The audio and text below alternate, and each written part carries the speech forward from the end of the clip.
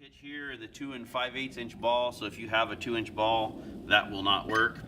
We've also provided the adapter that goes from a class 1 or class 2 hitch that then you can use to put this in and connect to the camper.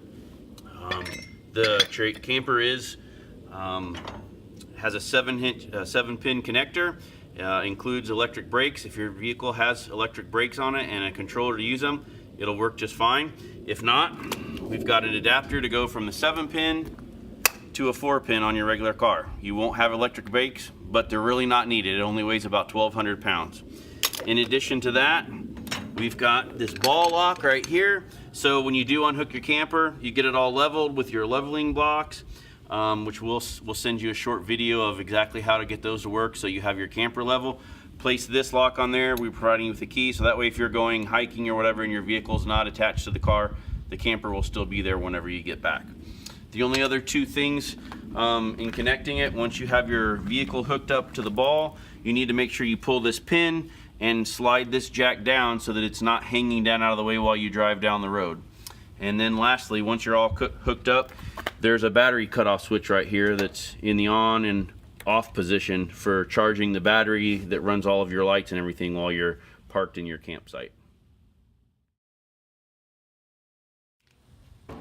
So this is the heat and air conditioning unit. It travels inside the camper, so when you get your campsite set up and everything's leveled out, bring the unit out and set it up here. The idea is to have these two outlets on this side with a vent on this side and the other condenser vent on the back. It's pretty easy setup. Just set it here on the edge of the rack, pop these things off, one for each of the hoses, then pop the covers off of this, one for each of the hoses, and then there's just little clips in here. It snaps right on, turn tight, stretch it over. Very easy, quick connectors. Do the same thing with the other hose. Right here you got a lock that will lock it and unlock it. Fooling around with it. And lift it up. Inside, we've got a sink here. It's cold water only. You got 4 place settings, cutting board, pots and pans that all collapse inside of each other. This right here is your gas for your propane stove. It connects right down here. Got some storage up here, and we'll have a Tupperware in the back for all this stuff to go into when you're traveling. This over here is your sink drain. We're gonna have a hose for you to connect to that and drain it away from your area where you're camping. And this right here is gonna be your stabilizer jack. The one on the other side is currently down, but this one you just take this little lever here and put it all the way down. This right here is where you hook your 30 amp power. Got a cord provided. There's an L shape on one of these that matches the L shape here.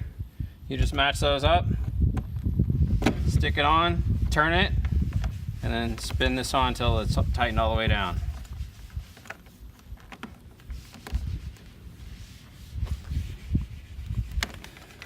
This here is going to be your water connection.